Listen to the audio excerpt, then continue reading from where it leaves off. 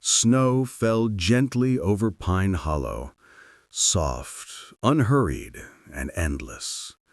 It was the kind of snow that muffled the world, wrapping every sound in peace.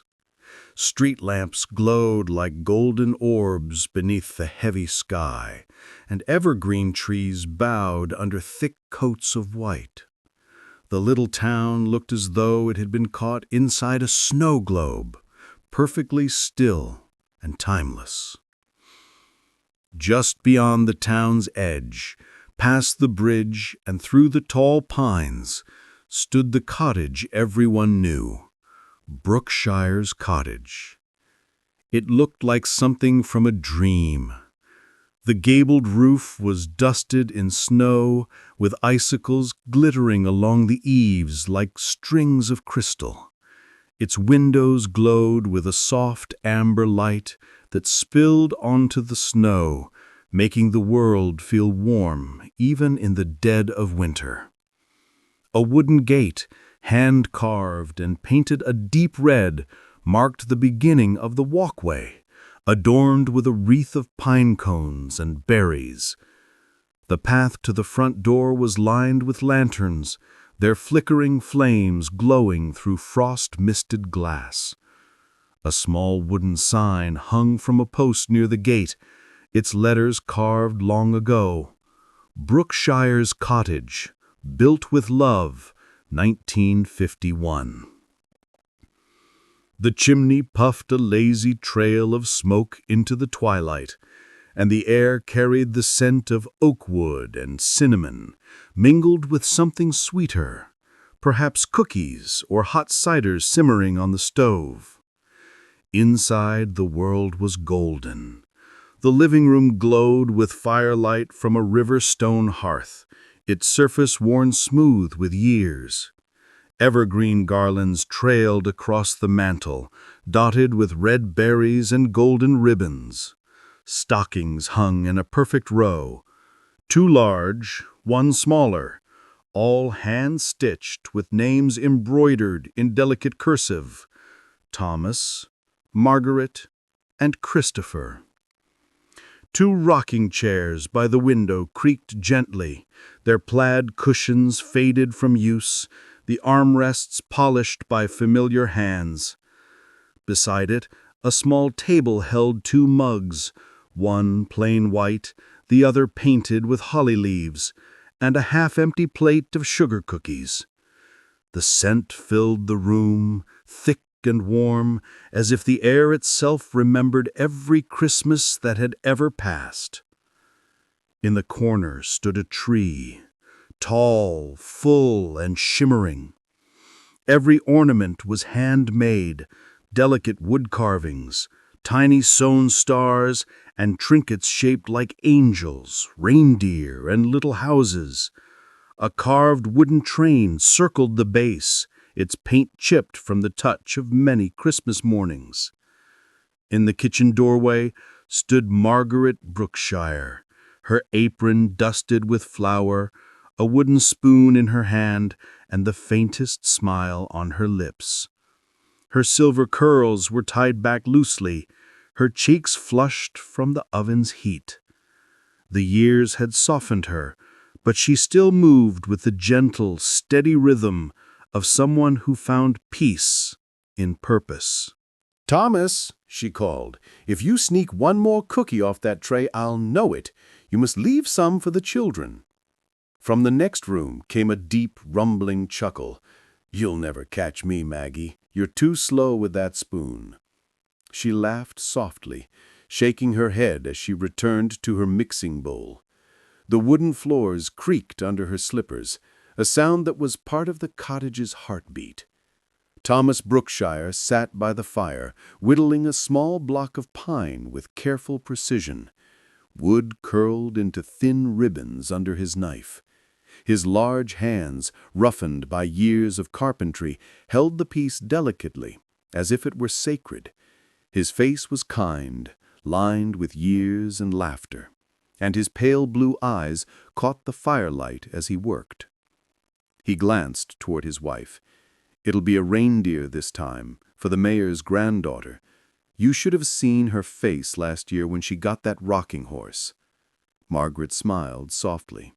"You spoiled them all, Thomas." He shrugged, still carving. "Spoiling children is half the reason for Christmas, isn't it?" She came to stand behind his chair, resting a hand on his shoulder. "Not all of them," she said quietly. "Some children need more than toys." Thomas looked up, meeting her eyes. He didn't need to ask what she meant. His knife paused mid-cut, the firelight glinting on its edge. "I know, love," he whispered. "But we can't force him to come home, and he's made that very clear."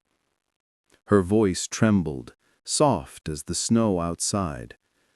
"I know. I just thought, maybe this year."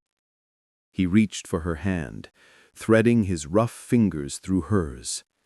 "Maybe," he said gently. They sat beside him, and for a moment they said nothing. The clock on the mantel ticked softly. The fire cracked as a log settled with a sigh.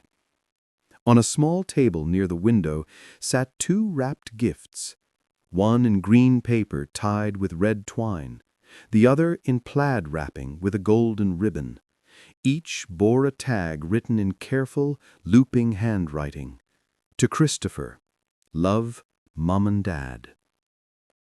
Margaret reached for the knitting basket at her feet. A half-finished sweater in deep forest green lay folded inside. She ran her hand over the yarn, smiling faintly. "He used to hate sweaters," she murmured, almost to herself. Thomas smiled. "Aye, but he wore every one of them, didn't he? Even when they were too small." They shared a quiet laugh, memories both tender and heavy. Margaret glanced out the window.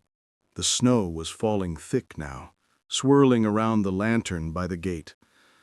"I keep thinking one day we'll look out there and see him walking up the path.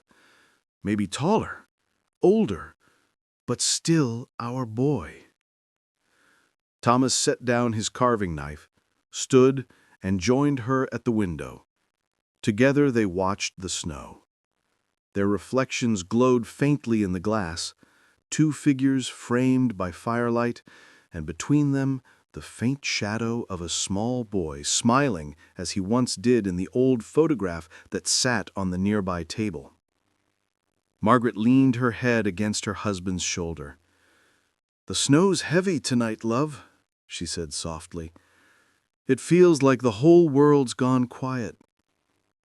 He nodded, his gaze fixed on the glowing gate. "Maybe it's listening. Maybe it remembers."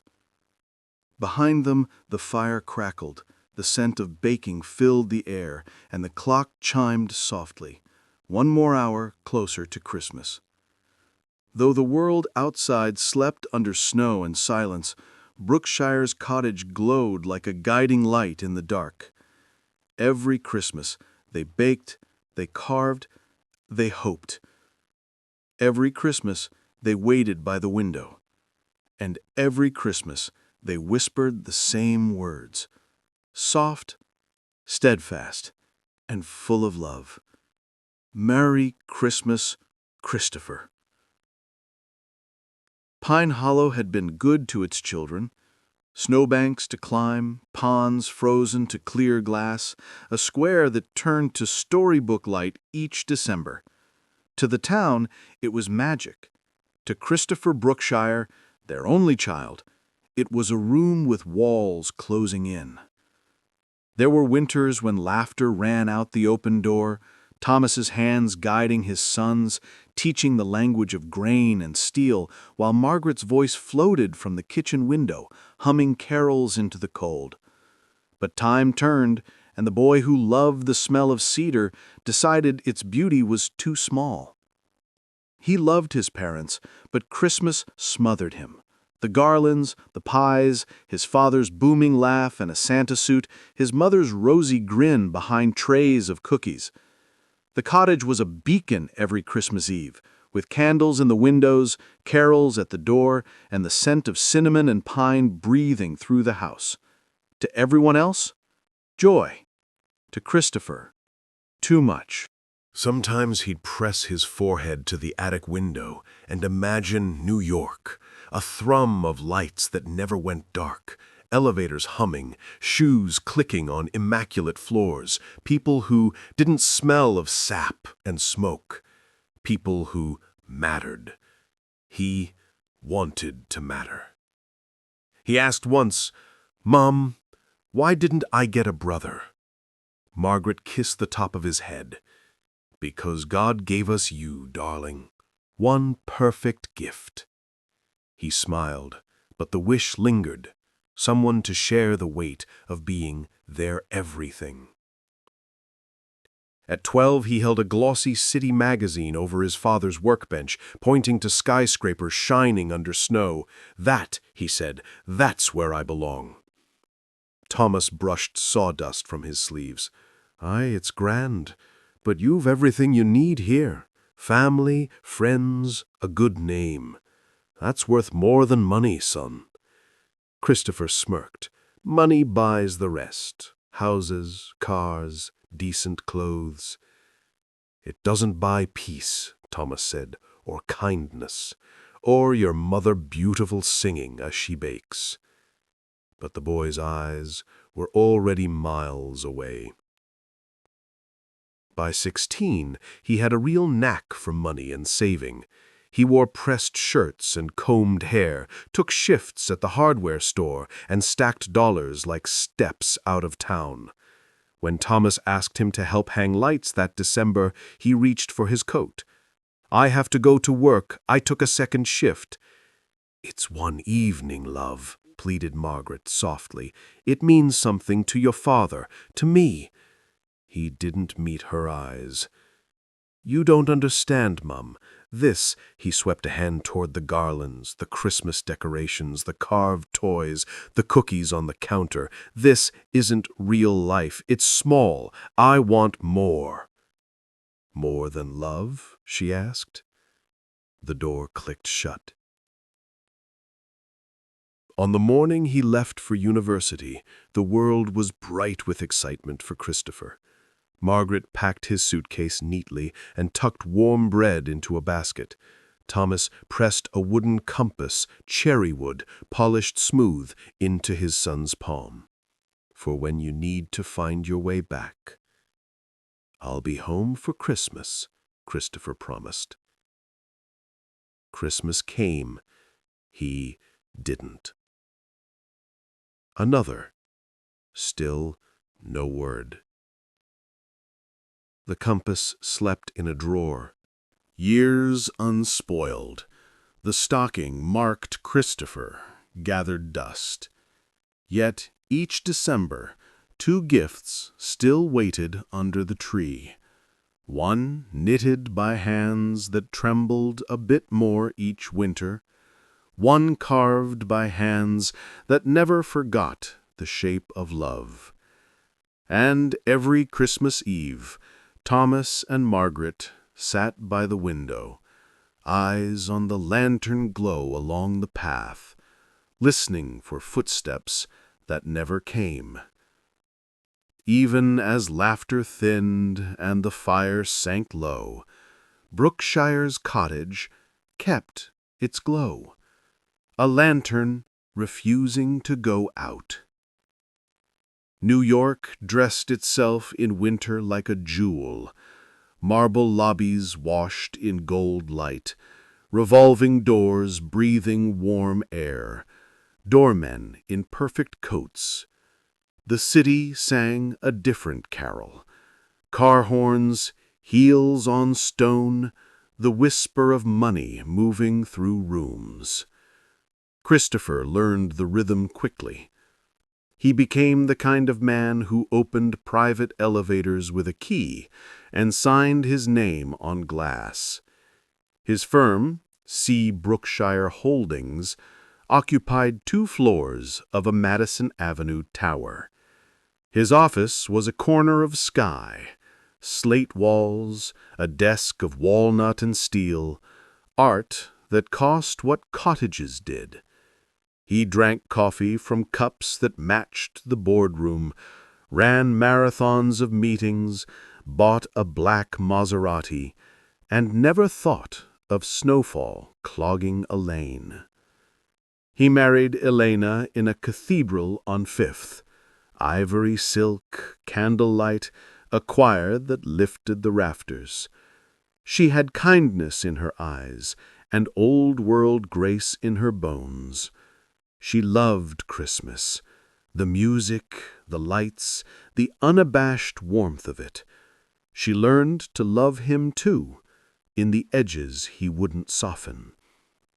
Their pied-à-terre became a penthouse with floor-to-ceiling windows over Central Park, a kitchen in white marble veined like frost, and a dining table that could seat 12, yet saw 2 too often. December, at Elena's hands, meant quiet beauty. A eucalyptus wreath hung with velvet ribbon, beeswax tappers that smelled of honey, a bowl of clementines glowing like small suns. She'd set a slender spruce in a corner, string it with white lights and glass birds, and place a single silver bell near the bottom. He'd come home late, loosen a tie that cost a week of someone else's salary, take in the tree's soft light, and reach for the dimmer. "Clean lines, Elena," he'd say gently. "Their friends notice." She would smile, the kind that hides sadness. "Of course, love." Then came the baby, a girl with his mother's eyes and a laughter that sounded like the bell on the cottage eaves after a winter wind. They named her Grace. Her first Christmas was the only one Elena fought out loud. The tree came taller. A box of ornaments appeared, wooden toys, paper stars, a crocheted angel with uneven wings. A wind-up music box played Silent Night in a tinny hush. Elena baked vanilla crescents in their gleaming oven, dusted them with sugar, and hummed carols while Grace kicked in a knit romper on a cashmere blanket. But late at night, in that immaculate kitchen, he sometimes poured water into a tumbler and stood alone, staring at the reflection of a slender tree across the marble floor, white lights, glass birds, a single silver bell. In a drawer nearby, velvet soft and silent, slept a wooden compass, carved by a man he no longer called. He told people his parents had passed long ago. It was easier than explaining that he'd let a whole world go quiet and hadn't been brave enough to listen for it again. Back in Maine, snow armored the fence posts and softened the roofline. Brookshire Cottage kept its ritual. 2 gifts under the tree, one knitted, one carved. 2 figures at the window on Christmas Eve, watching the lantern glow along the path, whispering the same old promise, maybe next year. And far away, in a city of glass and steam, a girl named Grace, the child of a man who ran from Christmas, would soon open a weathered box, turn over a faded photograph, and read the map written in her grandmother's hand. Brookshire's Cottage, Pine Hollow, Maine. Grace Brookshire carried light with her wherever she went. Her hair fell in soft chestnut waves, and her eyes were the same clear green that watched snowfall through a cottage window. People called it poise, but it wasn't the kind learned from lessons or wealth. It was the quiet grace of someone who understood that life's most beautiful moments are often the most fragile. She had always loved Christmas. From the moment she was old enough to stand on a chair beside her mother and stir cookie dough with a wooden spoon, December had been her season. Elena filled every winter with warmth, cinnamon in the air, carols in the background, candles glowing against the frost. She moved through life with gentle hands and a laugh that made any room feel like home. Then, one winter, the laughter stopped. Elena grew ill, slowly at first, then all at once. The house that had once smelled of sugar and pine began to smell of medicine and silence. Grace was 20 when she held her mother's hand for the last time, tracing the lines of the woman who had taught her to see beauty in everything, even in endings. After the funeral, Grace packed away the Christmas boxes herself, the ornaments wrapped in tissue, the old music box that played Silent Night in its tinny tune. But when December returned the following year, she couldn't leave them in the attic. She set them out carefully. One candle, one wreath, one bowl of oranges, because she couldn't bear Christmas without her mother's light. Every year since, Grace had made the season her way of keeping Elena close. She baked her mother's cookies, hummed her mother's songs, and filled her home with the same soft scent of pine and citrus. Her father, Christopher, didn't speak much of those days. He buried himself in work, in silence, in sleek modern edges that left no space for memory. But Grace remembered, always. She carried her mother's gentleness in her voice, her strength in her hands, and her love for Christmas in her heart, a quiet rebellion against the grief that once tried to steal it. She graduated from Columbia University with a degree in creative writing and journalism, her smile bright beneath a cascade of confetti and falling snow. She had always been curious about stories, especially the ones that hid in the shadows of family photographs or in the pauses between her father's words. That curiosity carried her into a career as a freelance travel journalist. Her work took her from the fog of the Scottish Highlands to the sunlit markets of Provence. She wrote about places that felt like memory, old towns, forgotten cottages, people who still believed in Christmas. Somewhere between those stories, she met Evan Adler, a young architect with laugh lines that deepened when he smiled. He loved designing the way she loved words, with reverence for the details. She admired how he could see the soul of a place and rebuild it with his hands.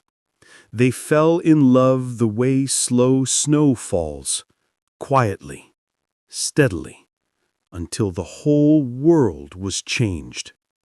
Their wedding took place in December, under fairy lights and winter roses, with a tree in every corner of the reception hall. Christopher paid for everything, but said little, standing tall in his perfectly tailored suit, his smile warm but distant. That night Grace caught her father watching her and whispered, "Are you happy, Daddy?" He nodded. "You look beautiful, sweetheart." Then he added softly, "Your mother would have loved this." Grace didn't understand what lingered behind his eyes, a flicker of something like regret, but she never forgot the way his hand trembled slightly when he kissed her forehead. In the years that followed, Grace and Evan built a life together in a brownstone in New York. Evan filled it with his sketches and models. Grace filled it with books, candles, and music. Each December, their home came alive, stockings by the mantel, evergreen garlands over the door, a tall tree strung with gold and white lights. Their 2 children, Lily and Ben, grew up in the same glow Grace had known from her mother's hands. Lily, 8, had her mother's imagination and her grandmother Elena's smile. Ben, 6, was all laughter and curiosity, forever taking apart his toys to see how they worked. Every Christmas morning, Grace played the same record her mother had once played, the one with the scratch in the middle of Silent Night. She'd close her eyes, breathe in the scent of cinnamon and pine, and feel a peace she couldn't explain. But every so often, she would look at her father, older now, silver at the temples, still polished, still reserved, and feel the ache of something missing. He barely spoke of his parents. He never told her what they looked like, where they lived, or why there were no photographs of them in the house. Whenever she asked, his answer was always the same. "They're gone, darling, long ago. Let the past rest." But she couldn't. Somewhere deep down, Grace felt the past wasn't resting, it was waiting. It was a cold December morning in New York, the kind that painted the windows in frost and wrapped the skyline in a silver haze. Grace stood in her father's marble and glass kitchen, a mug of coffee warming her hands. The apartment was quiet, except for the faint hum of soft jazz and the rustle of her children playing in the next room. Her mother's touch was everywhere. A bowl of oranges sat on the counter, a single candle flickered by the window, and garlands of eucalyptus and pine trailed along the marble island. The tree stood tall in the corner, white lights winking like little stars.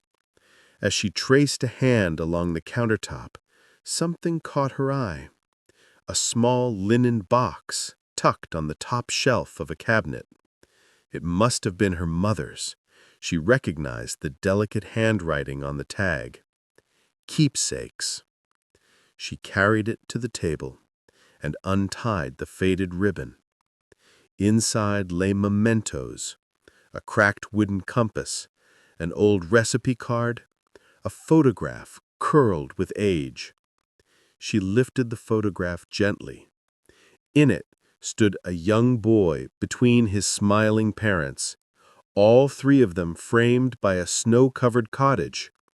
The house was perfect. Garlands on the eaves, candles in the windows, smoke curling from a stone chimney. The woman wore a red apron, dusted with flour.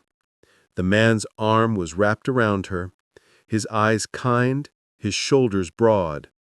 And the boy, bright-eyed, hair tousled, looked so familiar it made her heart stop.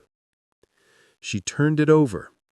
On the back, written in neat cursive ink, were the words, "Brookshires Cottage, Pine Hollow, Maine." Her heart pounded. She whispered the name aloud, as though tasting it. Brookshires Cottage. Her father's last name, her name, and a place she had never heard of. That evening, when she showed it to her father, he barely glanced at it before setting it aside. "Where did you find that?" "In one of Mom's old boxes," she said softly. "Is this where you grew up?" His eyes hardened, his voice abrupt. "It doesn't matter. There's nothing there for you, Grace." "Dad," she tried again, "I'd like to know them, to know you." But he'd already turned away, muttering, "Let the past rest." That night, Grace couldn't sleep. She sat by the fire long after everyone had gone to bed, the photograph resting in her lap. She studied the faces again, the kindness in their eyes, the joy in their smiles, and something inside her ached. Maybe they were gone. Maybe Pine Hollow was just a dot on an old map, but the way her father looked away told her something different. He wasn't protecting her from the past, he was protecting himself from it. The next morning, Grace made a decision. "Evan," she said, setting her coffee down as he adjusted his camera bag, "how do you feel about a Christmas trip, somewhere quieter this year?" He looked up, smiling. "Where are you thinking?" She turned the photograph toward him. Pine Hollow, Maine. He studied it for a long moment, then nodded. "If that's what your heart's telling you, then that's where we'll go." Lily looked up from her drawing, eyes wide. "Are we going to see Grandpa's old house?" "Maybe," Grace said, smiling. "We're going to see what's there." Outside, snow began to fall over the city, soft, white, and slow, as if the world itself were answering. Grace slipped the photograph into her coat pocket, tracing the words on the back once more. "Brookshires Cottage, Pine Hollow," she whispered under her breath. "We're coming home." And somewhere far away, beyond the snow-dusted pines and frozen ponds of Maine, a faint wind stirred the eaves of a small cottage. Inside, the fire flickered once, as though something long waiting had finally heard her. Snow drifted lightly past the tall windows of Grace's New York apartment as she sat at her desk, a mug of tea warming her hands. The photograph of the cottage lay beside her laptop, its edges frayed with time. She had stared at it for hours, the soft chimney smoke, the golden windows glowing against the white, as though it were calling her somewhere she'd been before. Curiosity had become resolved. She typed into the search bar, "Pine Hollow, Maine." The screen filled with images of a snow-covered town straight out of a Christmas card, a main street lined with twinkling lights, a white church steeple, a bakery called Holly and Hearth, and a sprawling green crowned by an enormous tree decorated by the townspeople. There were photos of cozy inns and children ice skating on a frozen pond beneath strings of lanterns. And there, nestled at the edge of town, was Pine Hollow Bed and Breakfast, a white, two-story farmhouse with green shutters and a wraparound porch trimmed in garland. The description read, "Family run since 1932. Warm hearth, homemade breakfasts, and the best view of the Christmas festival." Grace smiled softly, her heart tightening with a mix of excitement and ache. It looked like the kind of place her grandparents might have known. She clicked reserve. Later that night, as she folded sweaters into a suitcase, Evan appeared in the doorway. "So, travel journalist, you've picked our destination?" "I have. Pine Hollow, Maine. I booked us a bed and breakfast for 4 nights. If we leave on the 23rd, we'll wake up there on Christmas Eve." He crossed the room and kissed her temple. "A white Christmas in the countryside. You've been wanting that for years." Grace smiled, but said nothing, brushing her hand over the photograph on the nightstand. "Something tells me this trip will be special," she whispered. The morning of the 23rd, the city shimmered under a fresh dust of snow. They packed their sturdy SUV with bags, a thermos of hot cocoa, and 2 children bundled in matching red scarves. Elena's old music box, the one that played Silent Night, was wrapped safely in Grace's bag. Lily pressed her face to the car window as the skyline faded behind them. "Will it really look like the pictures, Mum?" "I think it'll look even better," Grace said. "You'll see." Ben, half asleep in the back seat, mumbled, "As long as there's snow." Evan laughed softly from the driver's seat. "Oh, I think we'll have plenty of that." They drove for hours, singing Christmas songs as they watched the world change. The roads grew quieter, the landscape wider fields blanketed in white, frozen rivers winding through evergreen forests. By midday, the sky had softened to a gentle gray, hinting at more snow to come. Grace traced the photograph against her knee, imagining what it would feel like to finally see Pine Hollow, to stand where her father once stood and where her grandparents live. She pictured arriving at the B&B, warm light glowing in the windows, the smell of cinnamon in the air, a friendly innkeeper handing them keys tied with ribbon. She didn't know that fate had already rewritten those plans in snow. By late afternoon, they crossed into Maine. The air grew colder, sharper. The radio flickered between stations. Grace checked her phone. Blizzard warning, northern Maine counties. Travel not advised.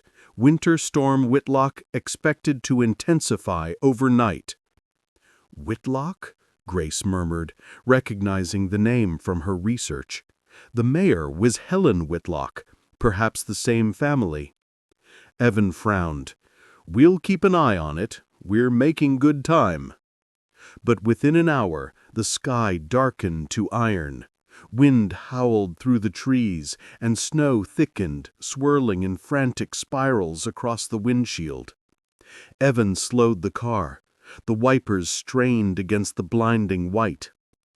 Maybe we should stop for the night, Grace said, glancing at the GPS. He nodded. If we can see it. But when they rounded the next bend, the world disappeared. The road vanished beneath the snow. The tires slipped once, twice. Grace gripped her seat, whispering, "Easy." "I've got it," Evan said calmly, though his knuckles were white on the wheel. Lily's small voice came from the back. "Mommy, I can't see outside." "I know, sweetheart. Just close your eyes. We're safe." They crept along another mile before the car jerked. A sudden skid, a crunch of ice, and then stopped, half slid into a drift near the edge of the forest. For a long moment no one spoke. Only the wind answered, howling through the pines. Evan exhaled slowly. "That's it. We're not going any farther tonight." Grace looked at her phone. No signal. The GPS screen blinked, frozen mid-load. "We're close," she whispered. "The town's only a few miles away." Close, but not close enough. He turned off the engine to conserve heat. The snow hammered against the windows. Inside, the air filled with the muffled sound of the wind and the faint chime of the music box which had come loose in Grace's bag, playing its tinny lullaby into the dark. Grace peered through the frosted glass. Somewhere beyond the trees, she thought she saw a faint flicker, a light moving through the storm. But when she blinked, it was gone. Back in Pine Hollow, the townspeople gathered in the church hall, watching the storm lash against the windows. Mayor Helen Whitlock stood before them, her voice calm but heavy. "The Christmas festival is cancelled. All events are postponed until the roads are cleared.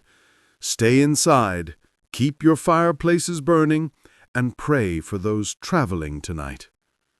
No one knew that out there, on a narrow road winding through the pines, a family was doing exactly that, waiting for the wind to break, for the world to calm, and for a little light to guide them in. The storm had swallowed everything: the sky, the road, the forest.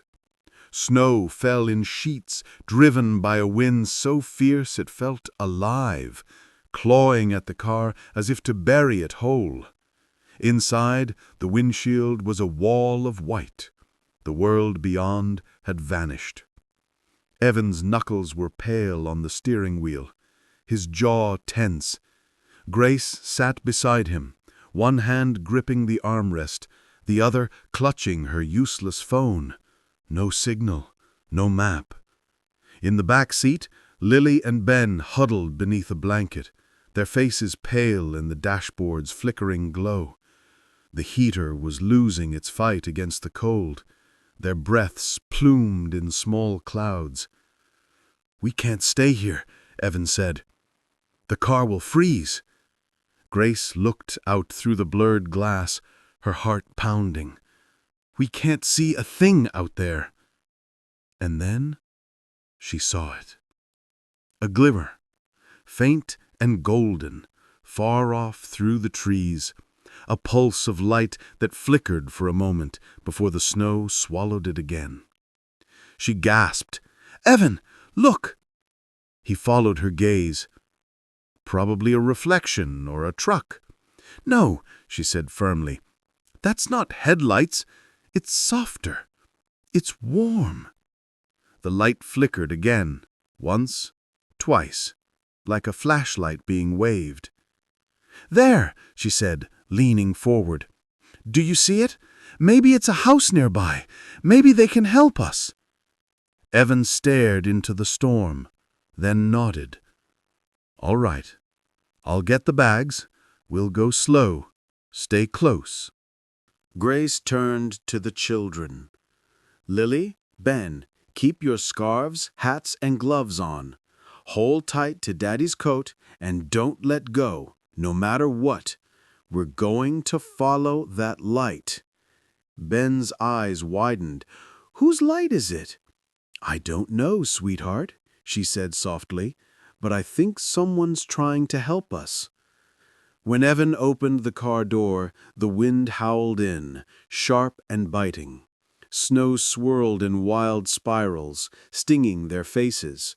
He climbed out first, then reached back for the children, lifting Ben over the drift, his other hand locked around Lily's mitten.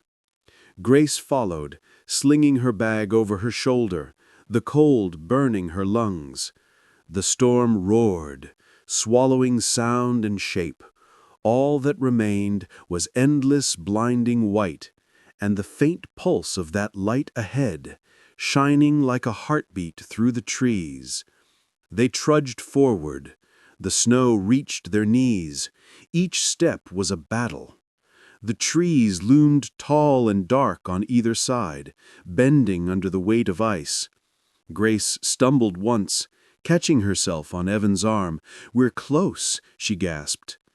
Just as her strength began to falter, a new light broke through the storm, brighter, closer, moving toward them, a flashlight. "Hello," a voice cut through the wind, deep and strong. "Is anyone out there?" Grace froze. "Did you hear that?" Again it came. "Hello? Can you hear me?" Then louder. "This way! Follow my voice! Come on! Don't stop now!" Through the flurry, a figure appeared. An older man, his coat dusted white, a wool cap pulled low over silver hair. He swept his flashlight back and forth until the beam landed on them. "There you are," he called, his voice warm and sure. "Come toward the light. You're safe here." Evan waved an arm. "We're coming." The man moved backward, guiding them with the steady arc of his beam. "Careful now, the path's narrow. Keep the little ones between you." Grace clutched Lily's hand and pushed forward, her breath uneven. The flashlight danced across the snow, leading them on.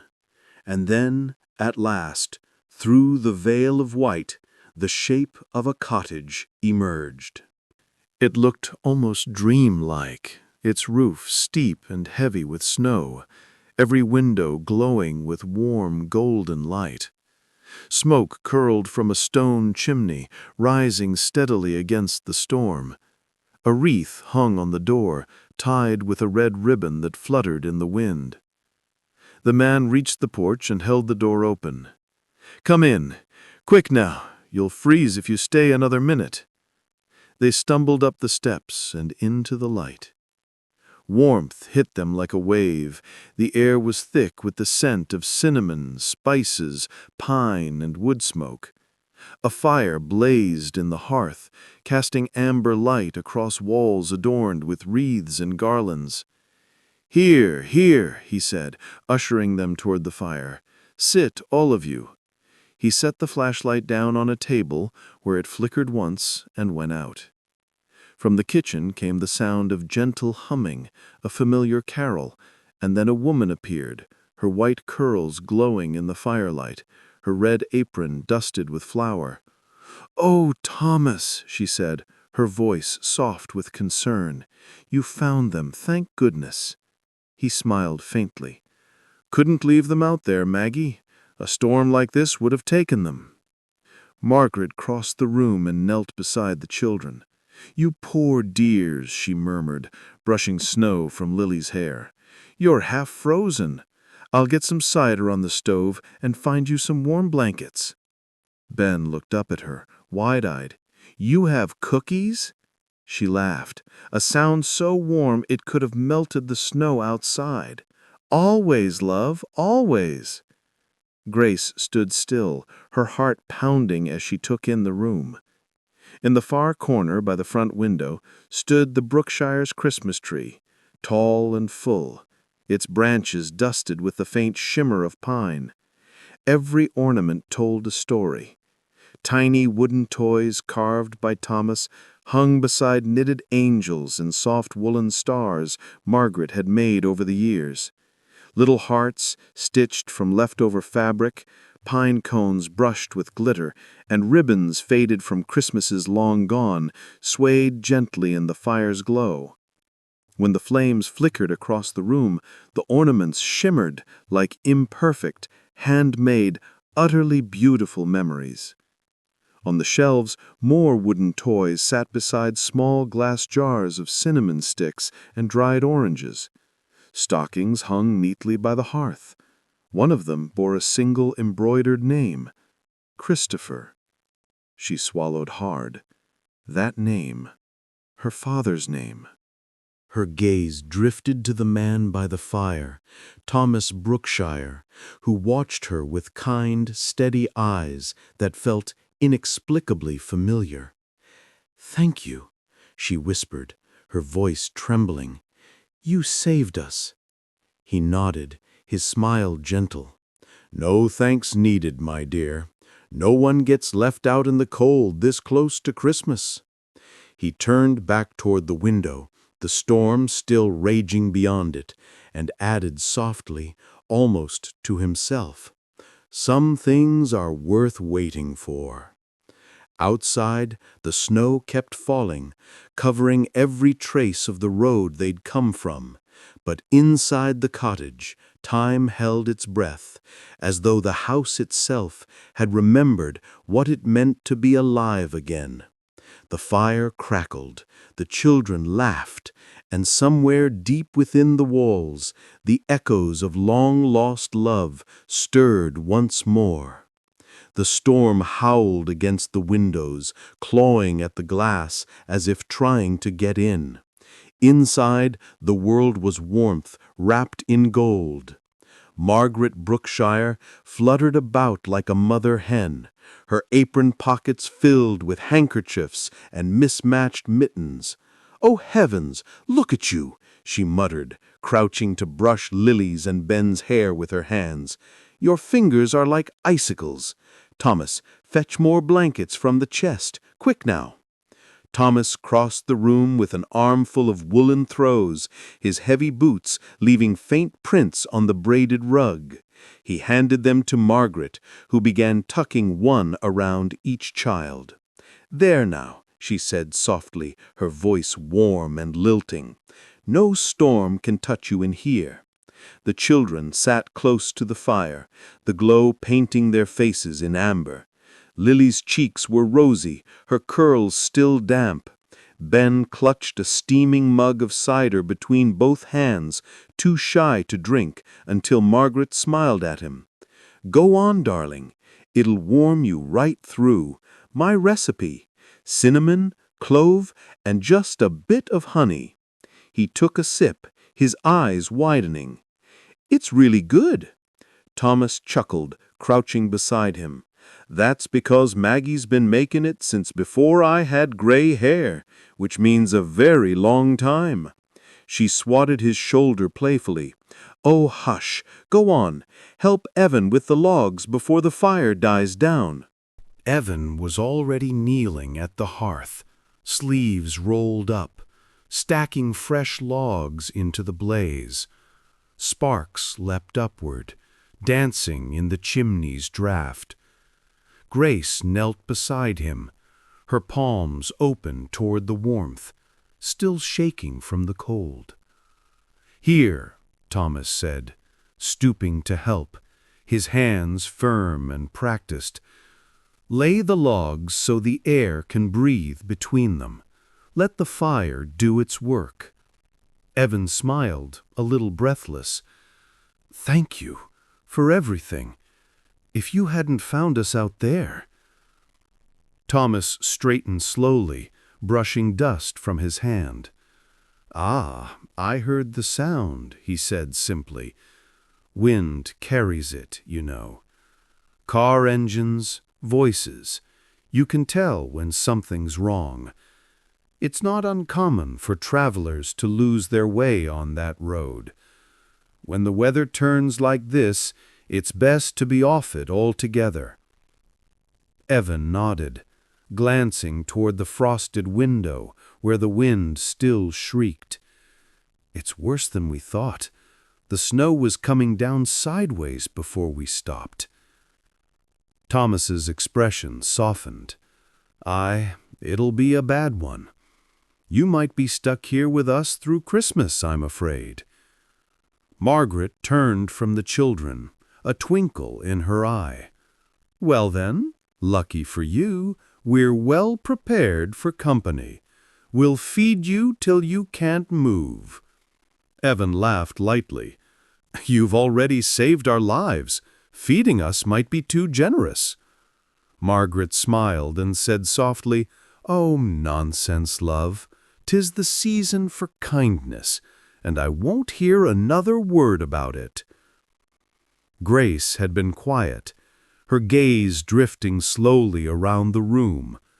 The cottage felt alive, not with bustling noise, but with something gentler, deeper.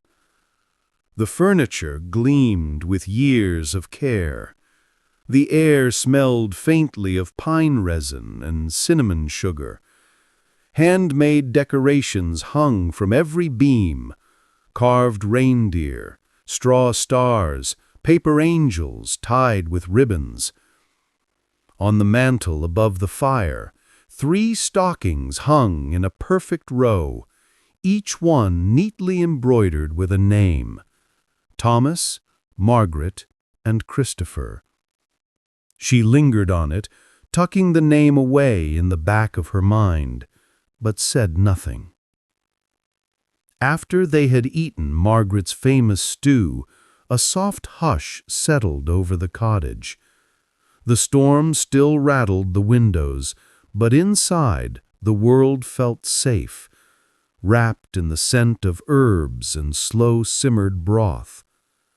Margaret wiped her hands on her apron, the firelight flickering in her eyes. Nothing warms you through like a bit of stew and good company. Thomas chuckled from his chair near the hearth, cradling his mug. "Aye, she's been making that stew every Christmas Eve since the year the blizzard took out the church roof. Fed half the town that night, didn't you, love?" Margaret waved him off with mock modesty. "Oh, hush. I just hate seeing folk go hungry when there's enough to share." Grace exchanged a smile with Evan. Their children were drowsy by the fire, the air thick with that old, unspoken comfort that only existed in homes like this. Margaret clapped her hands together softly. "All right, little ones, time for warm beds before your heads start nodding. You'll sleep better once your toes thaw." Lily yawned in protest. "But we're not sleepy." Ben blinked mid-sip, nearly dropping his mug. Margaret smiled knowingly. "Of course not, dear. You're only blinking one eye at a time because it's a new game, I suppose." Thomas chuckled under his breath. "Maggie's got you there." The older couple led them down a narrow hallway that smelled of cedar and wool. A single lamp glowed at the end, its soft and golden light brushing across framed paintings of snow-laden hills and children building snowmen. One sketch showed a little boy standing beside a Christmas tree, a wooden train clutched in his hands. At the staircase, they gestured upward with a warm smile and guided them step by step. The old wood creaked gently beneath their feet. Thomas opened a door near the end of the hall, pushing it wide with a creak. "This was our son's room," he said gently, "when he was little. You'll be comfortable. Plenty of blankets, and the stove's already warm." Grace glanced around as they stepped inside. The room was cozy, the walls lined with shelves of carved animals, wooden blocks, and hand-painted toy soldiers. A small brass bed sat in the corner, piled high with quilts in reds and greens. The window overlooked the darkened woods, snow still drifting past the panes. Margaret smoothed the sheets, humming softly. "Now there, isn't that better?" She turned to the children, her smile tender. "Hop in, loves. I'll fetch you a hot water bottle each." Lily climbed up first, curling beneath the quilts. Ben followed, his eyelids already heavy. Margaret tucked them in, patting the blankets flat with careful hands. Thomas placed 2 carved figures, a bear and a fox, on the bedside table. "He used to love these," he said quietly. "Keep them with you tonight. They'll watch over you." Ben's small voice came from under the covers. "Thank you, mister." Thomas's eyes softened. "You're welcome, lad." Grace and Evan lingered in the doorway, watching as Margaret gently brushed back Lily's hair.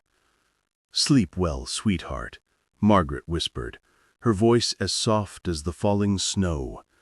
"You're safe here." Grace's throat tightened. "Thank you," she murmured. The children offered drowsy goodnights, curling beneath thick quilts that smelled faintly of pine and old lavender. Evan squeezed Grace's hand. "They'll sleep better than we will tonight," he whispered with a quiet laugh. Margaret straightened, the lamplight warming her face. "You too must be tired as well." Grace nodded, emotion softening her voice.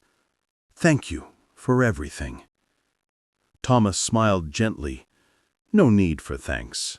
Roads close in a storm, but hearts don't. We're glad we found you." Margaret led Grace and Evan down the hallway. "Here, this room is yours," Margaret said, opening a door beside the children's. "Fresh quilts on the bed, and the heat keeps well up here." Grace stepped inside, her breath easing. The room was small, but deeply comforting. Patched quilts folded neatly, plump lavender-scented pillows. The window frosted just enough to turn the lamplight gold. Evan exhaled softly. "It feels so inviting." "That's how a good room should feel," Margaret said, with a warm smile. She touched Grace's arm. "I'll bring you some chamomile tea. It will help you sleep better." As she moved toward the stairs, Thomas lingered, glancing into the adjoining room where Lily and Ben were already burrowing beneath blankets. "They'll sleep sound tonight. Storm can't do much harm inside these walls." Grace smiled, moved by the kindness in his voice. "It's lovely. Truly." Thomas nodded, leaning comfortably against the doorframe. "This place has a way of quieting things. Folks forget how peaceful a home can be when you let it breathe." Evan stepped beside him, watching his children sleep. "It's different here," he whispered. "Everything moves slower." Thomas's smile deepened. "Aye, the world rushes plenty on its own. No need to invite it across the threshold." Margaret returned then, a tray in her hands, steam curling up from 2 cups. "Here we are, chamomile with just a touch of honey. she said, handing them each a cup. "Drink it while it's hot." Grace wrapped her hands around the warm porcelain. "Thank you," she whispered. "You've both been so kind." "No kindness at all," Margaret replied, smoothing a loose curl behind Grace's ear with gentle, motherly affection. "You're safe now. That's what matters." The cottage seemed to settle with them, floorboards giving a soft sigh, wind humming along the eaves, the old clock downstairs chiming the hour with familiar grace. Outside, the storm still raged against the night, but inside Brookshires' cottage, everything was warm and still. A cradle of light, the steady breath of the fire, the hush of a home holding them close. For tonight, they belonged here. For tonight, they were safe. Morning came softly to Brookshires' cottage. The storm had quieted overnight, but snow still fell in slow, graceful flakes, turning the world outside into white velvet. The window panes glowed faintly gold, kissed by the light of the fire that never seemed to go out. Grace woke to the smell of baking, something sweet, warm, and spiced, and the faint sound of humming from the kitchen. Evan was already awake, standing by the window. "It's still coming down," he murmured. "Looks like we're not getting out of here anytime soon." Grace smiled sleepily, pulling her sweater close. "If we have to be snowed in, I can't imagine a more beautiful place." Downstairs, the cottage was alive. Margaret bustled about the kitchen, her cheeks pink from the oven's heat, flour dusting her red apron. The scent of molasses, cinnamon, and apple filled the air. On the counter sat a basket of golden pastries cooling beside jars of cranberry preserves. Thomas sat by the window at his old workbench, a carving knife glinting in his hand. Wood shavings curled across the floor like ribbons, and on the table sat two half-finished figures, a reindeer and a small angel. He looked up as Grace and Evan entered. "Ah, there you are. Morning, you two. I trust you slept well?" Evan grinned. "Best night's sleep we've had in weeks." Margaret turned with a bright smile. "Tea or coffee, dears?" Grace laughed softly. "Coffee, please. I think I still have snow in my veins." Margaret poured 2 steaming mugs and set them beside a plate of pastries. "You'll need a bit of sugar in you." "Thomas has been up since dawn, carving toys for the little ones. He insists no child goes without something handmade for Christmas." Thomas chuckled. "It keeps my hands busy, and my heart warm." Grace glanced at the wooden toys, so intricate, so lovingly shaped, and felt that same tug in her chest she'd felt when she found the old photograph. "Those are beautiful," she said softly. He smiled at her, his eyes kind. "Wood's got memory, you know. Holds warmth if you carve it right." Evan nodded toward the tiny angel. "And who's that one for?" Thomas's eyes softened. "Oh, just something for your lovely wife there. Seemed right to make her one." Grace blinked, touched. "That's so kind of you. Thank you." He shrugged lightly. "You brought laughter back into this old house. Feels like Christmas again." Upstairs, small footsteps thumped softly against the floorboards, followed by the squeak of a bed spring. Margaret smiled knowingly. "That'll be our little guests. I'll fetch them." Moments later, Lily and Ben came down, their hair disheveled, faces lit with delight at the smell of breakfast. Ben's eyes went wide when he saw the wooden toys. "Are those for us?" Thomas's grin deepened. They might be. Depends how good you've been this year. Lily giggled. We've been good, mostly. Margaret laughed, setting down 2 plates of freshly baked cinnamon rolls. Then I suppose you've earned a little Christmas magic. They ate together around the fire, the sound of wind faint against the windows. The conversation flowed easily. Laughter, stories, small bits of life shared over buttered bread and steaming mugs. After breakfast, Thomas returned to his carving while Evan helped stack wood by the hearth. The rhythmic sound of the knife against the grain mingled with the soft crackle of the fire. Grace sat nearby, her eyes drifting to a little table near the window. On it, framed in an old wooden border, hung a faded photograph, one she had seen before. She rose slowly, stepping closer. The image was slightly yellowed with age, a young couple smiling in front of the very same cottage, a small boy standing between them. The boy's hair was dark, his grin wide and full of life.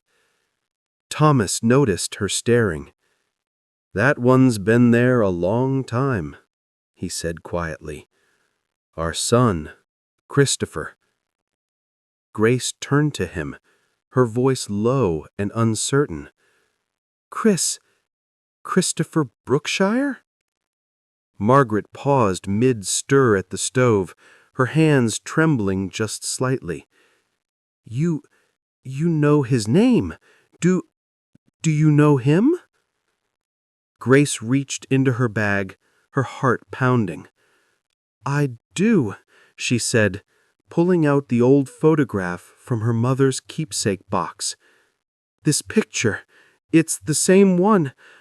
I came here looking for the people in it. Thomas took the photo gently, his rough fingers tracing the edges. His eyes lifted to hers, full of warmth and wonder. You came looking for us? Grace nodded, tears welling. Yes, my father, Christopher Brookshire. I'm Grace Brookshire, his daughter. He never spoke much about his past, but I found this, and I had to know. I wanted to meet my grandparents. For a long moment, neither of them spoke. The only sound was the fire, crackling softly between them. Then Margaret set her spoon down and came closer, her eyes shining. You're our Grace, she whispered. He wrote about you once, when you were born. Said you had his smile and my eyes. We never heard from him again. Grace held her breath. You knew about me. Thomas's voice broke gently. We never stopped hoping, lass. We prayed every Christmas that somehow he'd remember where he came from, that one day we'd see his face again, or his children's. Every year we kept a gift under the tree for him. Every year we waited. Grace's tears spilled freely now, her hands trembling as she reached for them both. He never stopped loving you. He just lost his way for a while. He thought he'd come back. He told my mum that once, but life, it just carried him away. Margaret's voice quavered. Does he ever speak of us? Grace swallowed hard. Not often. I think it hurt him too much to remember. But he kept this photo all his life. Lily's small voice broke the silence. Mummy, who are they? Grace turned, smiling through her tears. These are your great-grandparents, sweetheart. Lily's eyes widened. Really? Like in the stories? Thomas chuckled softly. Just like in the stories, my dear. Ben climbed up onto his knee without hesitation. Did you make toys for my mummy when she was little?" Thomas laughed, his voice thick with emotion. "Not quite, lad, but I made them for her father, your grandfather, and now for you." They told stories of Christopher when he was young. He was the fastest sledder on the hill. Thomas chuckled, eyes distant with memory. "Couldn't keep that boy off the snow if you tried. He'd race anyone brave enough to challenge him and always win by a mile." Margaret smiled softly. "He used to come in with snow on his lashes and cheeks red as holly berries. I'd scold him for staying out too long, but he'd just grin and say, 'One more run, Mom.'"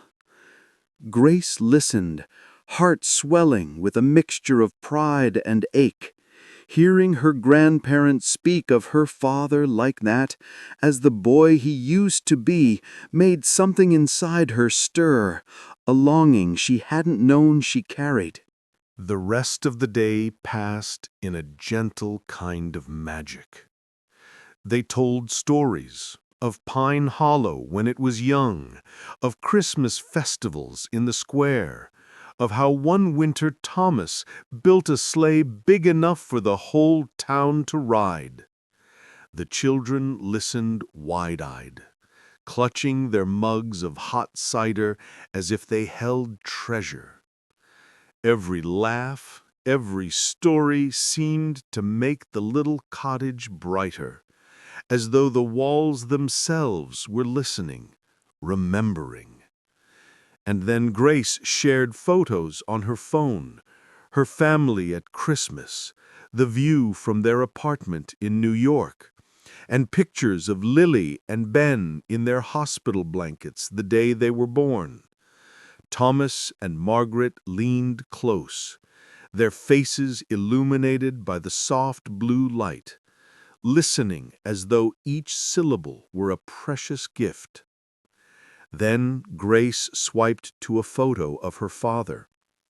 Christopher stood in his office, polished floors, a city skyline behind him, confidence in his stance, the weight of years in his eyes. Margaret's hand flew to her mouth. "Oh, Thomas," she whispered, her voice trembling, "that's our boy." Thomas reached out, his rough carpenter's hands hovering just above the screen, as if he could touch the man his son had become. He's all grown," he said softly. "Look at him, Maggie. He's got your eyes still." Tears welled in Margaret's eyes. "And your smile," she murmured. "He looks so strong and so lonely." The firelight flickered across their faces, catching the shimmer of tears as they smiled through them, the bittersweet joy of seeing what they'd always hoped for, mingled with the sorrow of all the Christmases missed. Thomas cleared his throat gently, blinking away the wetness in his eyes. He looked at Grace, his voice filled with pride and ache all at once. "Tell our son we love him, and tell him to come home for Christmas." "Of course," Grace said, as tears rolled down her face. "I will. I promise." When evening came, the storm outside grew fierce again. The wind roared, the lights flickered once, twice, and then went out. For a moment, the cottage was still. Then Thomas smiled, rising to fetch a box from the corner. "Ah, well, we'll just have to do it the old-fashioned way." He lit candles one by one, their flames filling the room with golden light. The walls shimmered, the garlands glowed. The snow outside reflected it all, so the cottage itself seemed to shine. In the corner, the Brookshires Christmas tree bathed in the soft candlelight, its branches heavy with hand-carved ornaments and knitted angels, ribbons catching the flicker of flame. The tiny wooden toys gleamed as if alive, and the woolen stars seemed to float in the warm glow. The room filled with the scent of pine and beeswax, wrapping the family in quiet wonder. Margaret set supper by firelight. Stew thick with potatoes and herbs, fresh bread still warm from the oven. They ate together, laughing when Ben tried to whistle jingle bells and Lily announced she was certain Santa would find them here. Grace looked around the table, at the flicker of the candles, the curve of her grandparents' smiles, her children's sleepy laughter, and felt something she hadn't known she'd been missing: home. Later that night, as the children drifted to sleep before the fire, Thomas placed 2 new carvings on the mantel, one of a reindeer, one of a dove. He smiled quietly, then glanced toward Grace. "You've brought Christmas back to this house, lass," he said softly, "after all this time." Grace touched his hand, her voice trembling. "Maybe it was always here, waiting for us." Outside, the snow kept falling, steady, endless and bright, blanketing the world in silence. Inside Brookshires Cottage, 3 generations sat together by candlelight, their laughter and stories weaving through the night like a melody only love could make.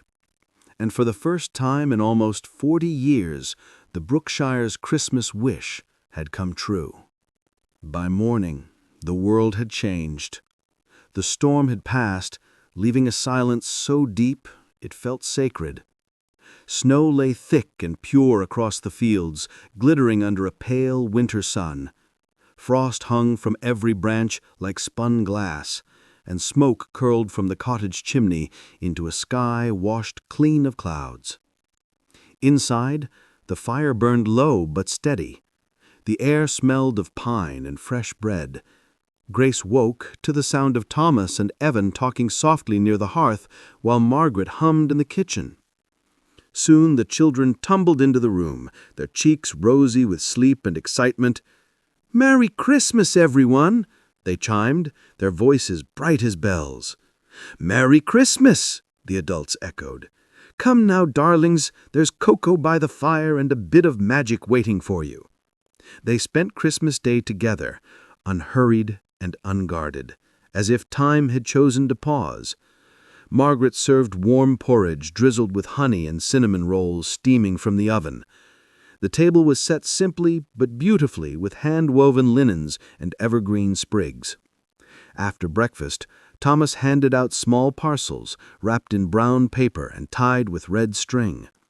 "For you," he said, smiling, "from Santa's workshop, though it's lost a bit of its polish, I'm afraid." Lily unwrapped a tiny wooden horse, its mane carved so fine it looked ready to stir.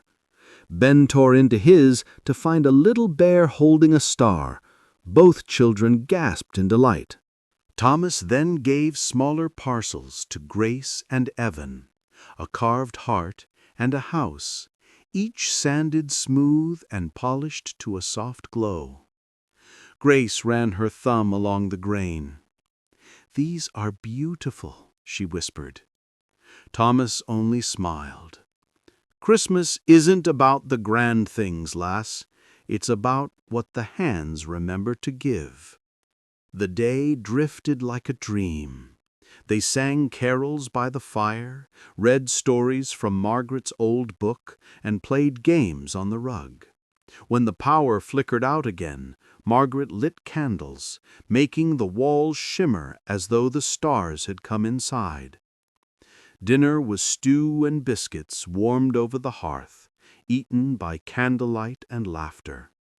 Thomas told stories of the early days in Pine Hollow, the giant feasts that filled the town square, the sleds he built for every child, and the blue ribbon Margaret won for her pies.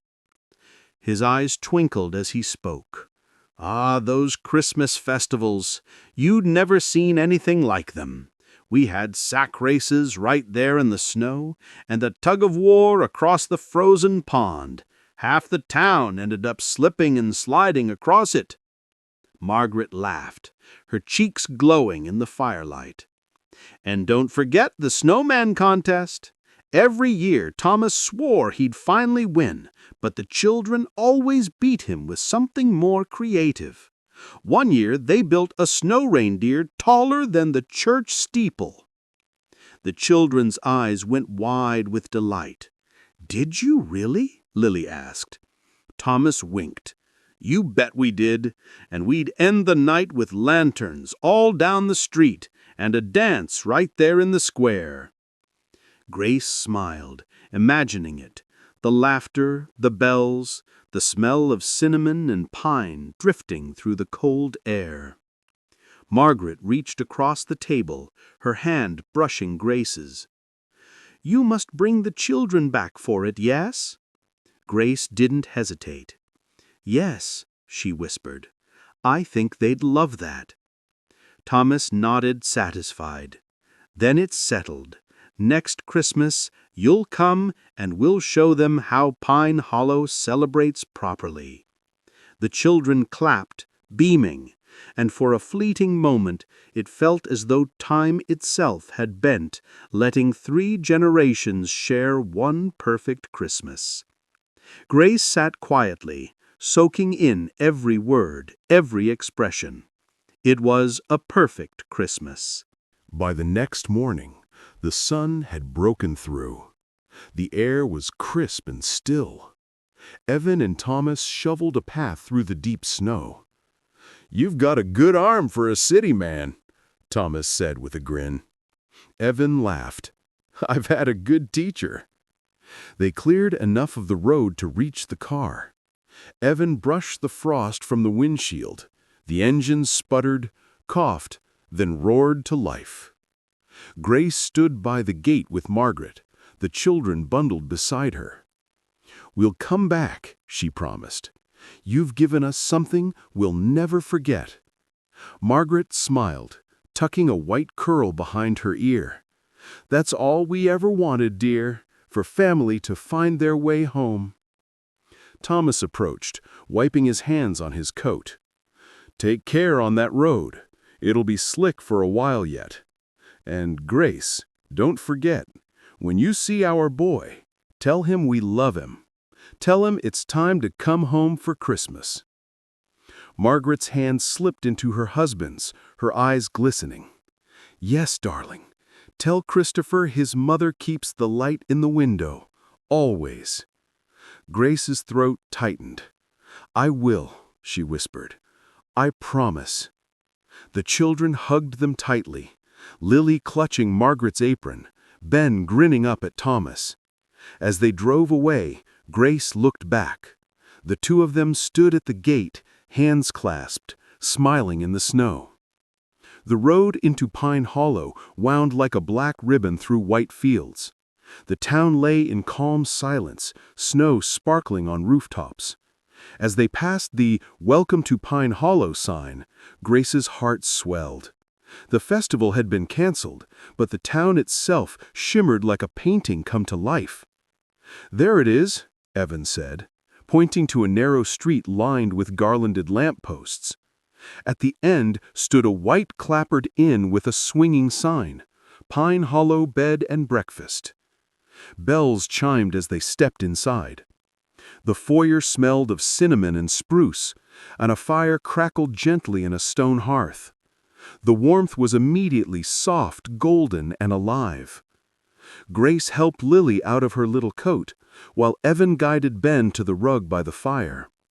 The children's cheeks glowed pink from the chill, their eyes wide as they took in the garlands, the candles in the windows, and the twinkle of the Christmas tree in the corner. Behind the front desk, an older couple, Samuel and Edith Marlowe, looked up, their faces kind and curious. "Well now," Edith exclaimed, hands flying to her chest, "you poor things! You must have caught in that dreadful storm." Grace offered a polite smile. "Yes, we're the Adlers. We have a reservation for 4 nights. I'm so sorry we're late. The storm hit faster than we expected and we lost cell signal." Samuel's brows lifted. "3 nights out there? Good heavens!" Evan nodded. "We slid off the road just past Pine Hollow Ridge. The car was buried by morning." "Oh, heavens!" Edith gasped, her voice full of concern. "But how did you make it through?" Grace's expression softened, warmth returning to her tone. She smiled. "A couple took us in, Thomas and Margaret Brookshire. They lived just outside town, near the old mill road." Edith's smile faltered. She looked at her husband. "Did you say Brookshire?" "Yes," Grace said, warmth in her voice. "They were wonderful. My children adored them. They saved our lives." Samuel set down the newspaper he'd been folding. "Ma'am," he said slowly, "that can't be right." Grace blinked. "Why not?" Edith reached for the phone, her fingers trembling. "Helen," she said into the receiver, her voice low, "would you come by the inn? And best fetch Dale, too." She replaced the receiver slowly, her expression a mix of disbelief and awe. Moments later, Mayor Helen Whitlock swept in, followed by Sheriff Dale McCoy. "Samuel, what's all the fuss?" Dale asked briskly. Samuel gestured toward Grace. "These folks say they spent the storm with Thomas and Margaret Brookshire." Helen froze mid-step. "Beg your pardon?" "Yes, we stayed with them at their cottage. I'm Grace Brookshire Adler. My father is Christopher Brookshire." The mayor's hand went to her mouth. "Christopher's daughter?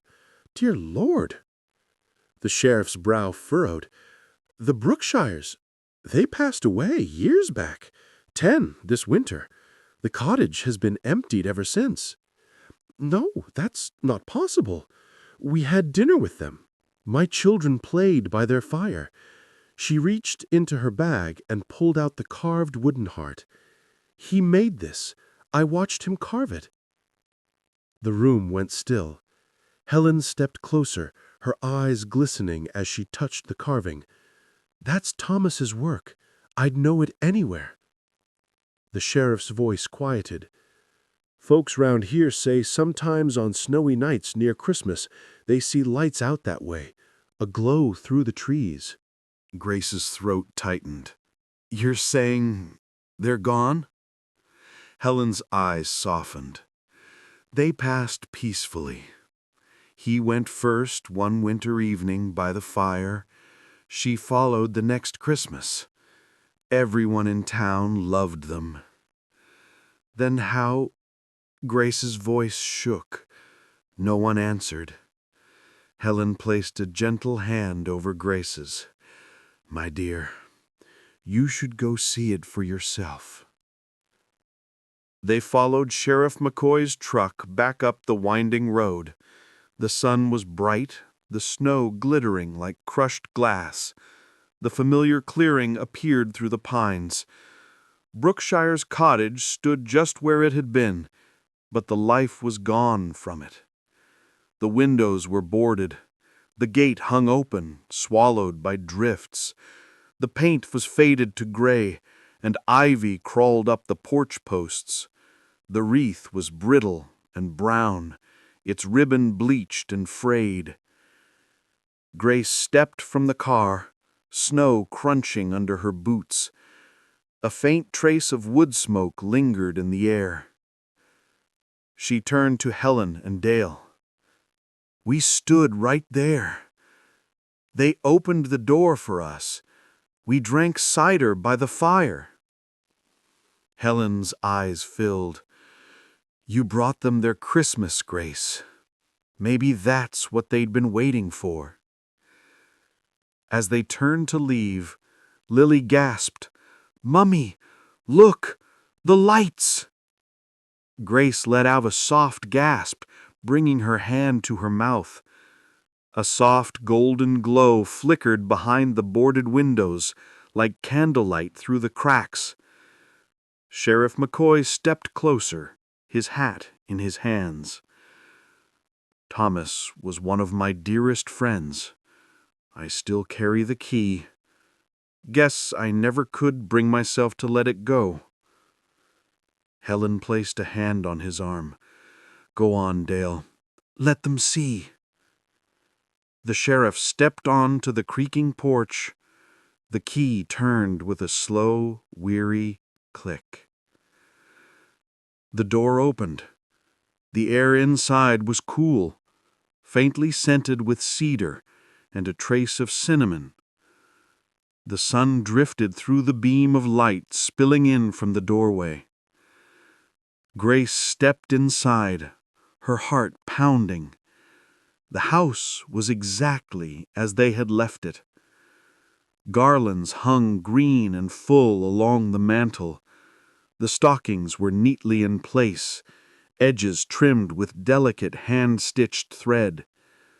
Wooden toys sat on the table, small trains, tiny carved animals, and the angel Thomas had made for Grace, its wings open. Above it all, the faded photograph of Thomas, Margaret, and young Christopher smiled softly from the mantel, frozen in a moment of joy that time had never quite managed to steal. And there, in the corner by the frosted window, stood the Christmas tree.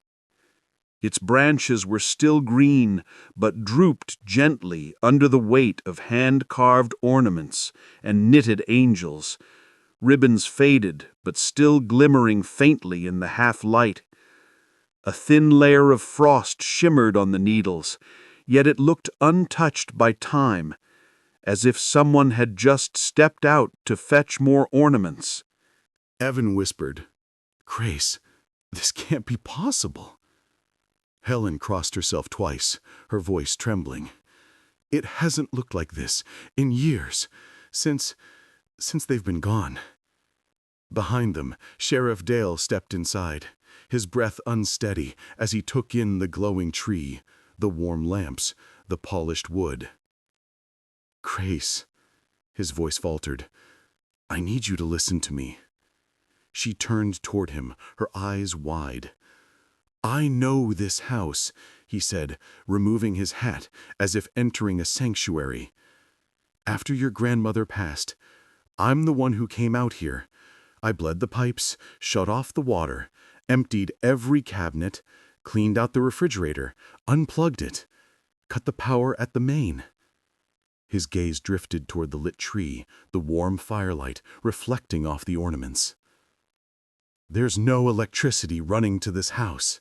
Hasn't been for years. A hush fell. Grace knelt by the hearth. The fire was out, the logs cold, yet the stone felt warm beneath her palm. She looked back at Evan, tears brimming. It's like they're still here. The sheriff swallowed hard. Maybe they are. Some things don't fade easily. Not love. Not home. Especially not at Christmas. From behind them, Lily's small voice trembled through the stillness. Mummy, where are they? Grandmama, Grandpapa, please come back. Mummy, please make them come back. Ben looked around the room, eyes wide and glistening.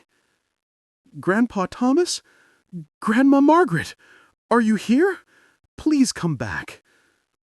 Their voices echoed gently across the quiet cottage, innocent, hopeful, unafraid. Grace's throat tightened. She rose slowly, her gaze falling on the two empty chairs by the window. Their chairs, set just as they had always been.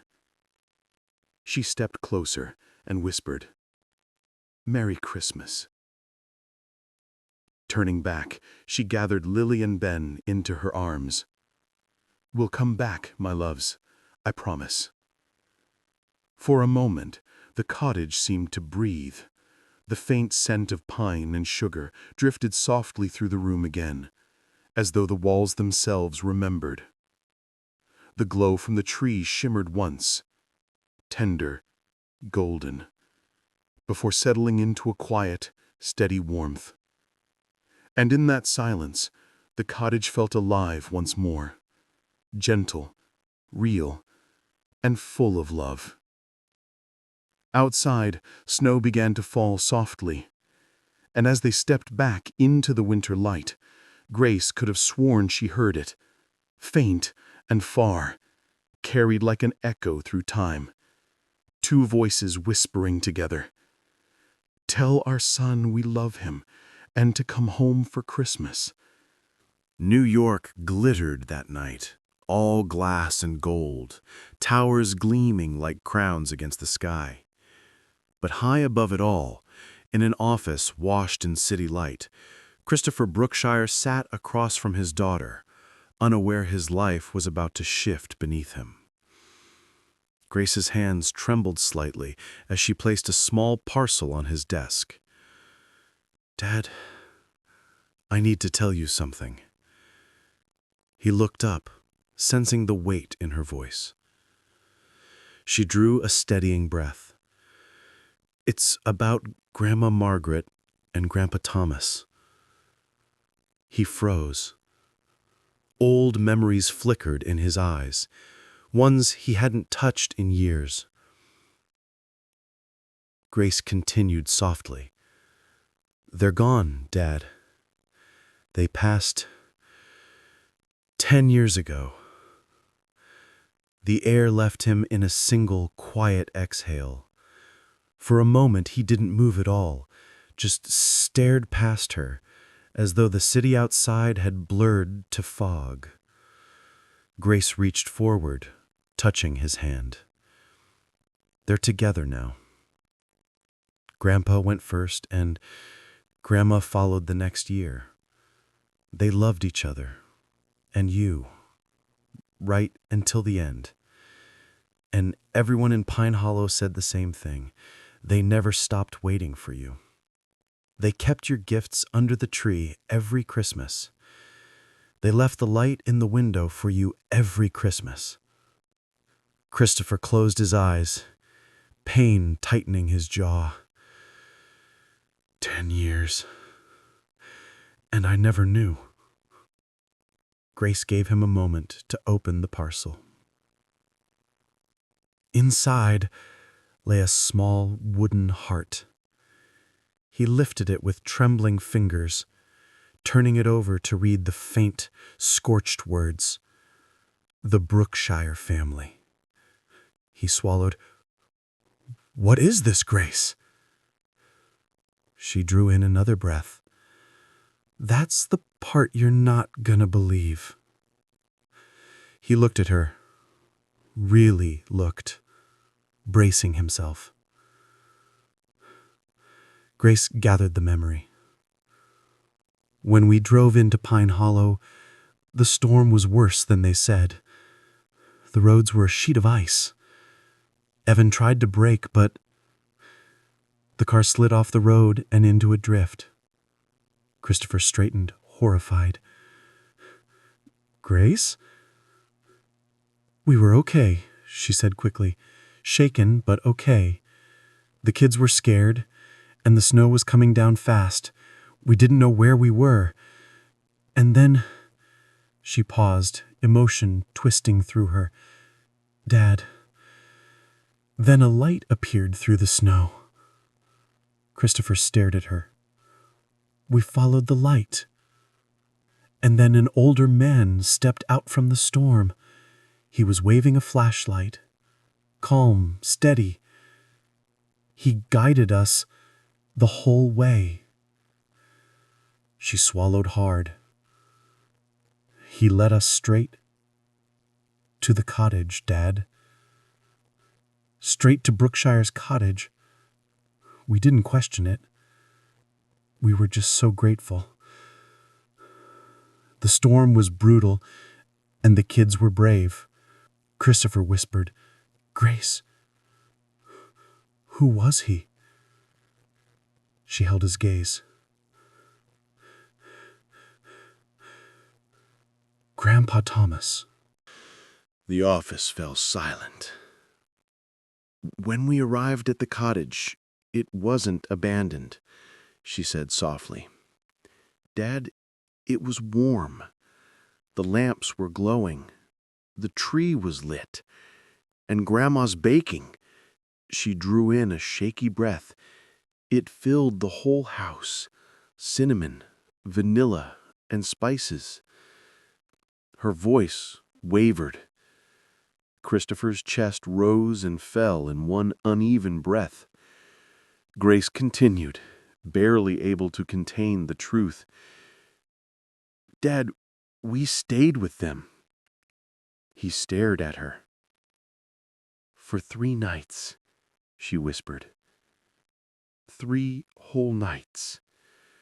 They told us stories about you, about the town, about Christmases when you were little. Grandma baked cookies, and she made her stew. You remember the one? The whole house smelled like Christmas. Christopher's fingers tightened around the wooden heart. Grandpa carved ornaments for each of us, she said, tears gathering. He sat by the fire and worked at them, one by one. Mine is that heart you're holding. Evan's a house. Lily's a horse, and Ben's a bear holding a star. We all still have them. Her voice softened into something almost reverent. The kids slept in your old bed, Dad. Grandma tucked them in every night. Grandpa told them stories until they fell asleep. We spent Christmas with them. The room was suddenly too quiet. Too still. Christopher's eyes glistened. Grace's voice broke on the next breath. We thought it was real. He stared at her, pale. She pressed on. And the sheriff. He told me something impossible. Grace repeated the sheriff's words exactly, her voice barely above a whisper. He said after Grandma died, he was the one who shut the cottage down. He bled the pipes, shut off the water, emptied every cabinet, cleaned out the refrigerator, unplugged it, and then cut the power at the main. Christopher took a deep breath. Grace's eyes filled, but she held his gaze. Dad, there's no electricity running to the cottage. Hasn't been for years. A long silence stretched between them. Heavy, trembling, unforgettable. Grace finished softly. But everything was alive, Dad. The warmth, the light, the love. They were there. She placed her hand over his. They asked me to tell you they love you and to come home for Christmas. Christopher bowed his head, fingers tightening around the little wooden heart, as though it were the only solid thing left in the world.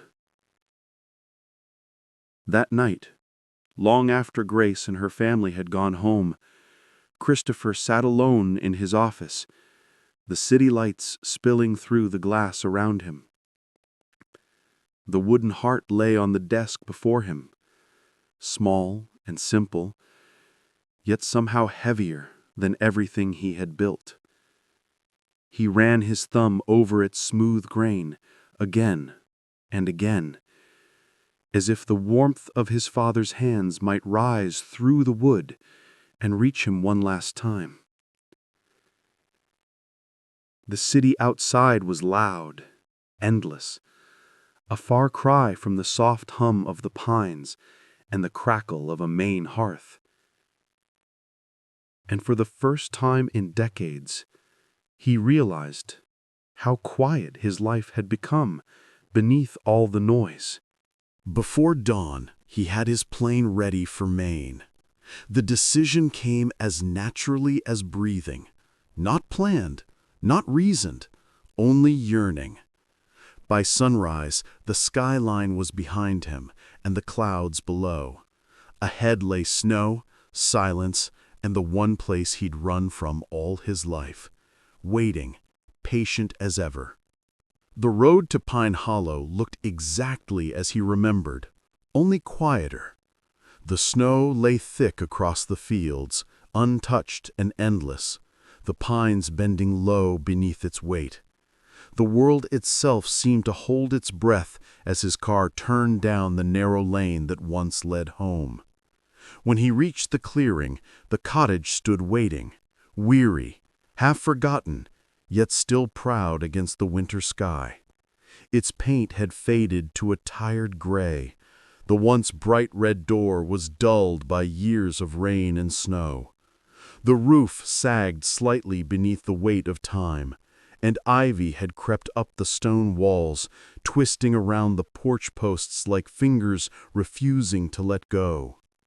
The gate leaned slightly open, its wreath long withered, ribbon bleached to ghostly white. Snow had swallowed the path entirely. Only the faint outline of old lantern hooks marked the way to the door. Boards were nailed across the windows, edges darkened by weather, as if the house itself had closed its eyes to sleep. And yet, even through the decay, there was dignity. The silhouette of the chimney still rose straight against the pale sky, and beneath the drifted snow, the carving on the old sign was still faintly visible.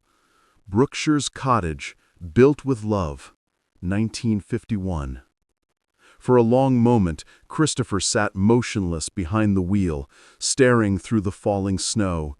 The sight hollowed him, both familiar and foreign. Then, with a slow breath, he stepped out into the cold, boots sinking deep into the snow. The air smelled of pine.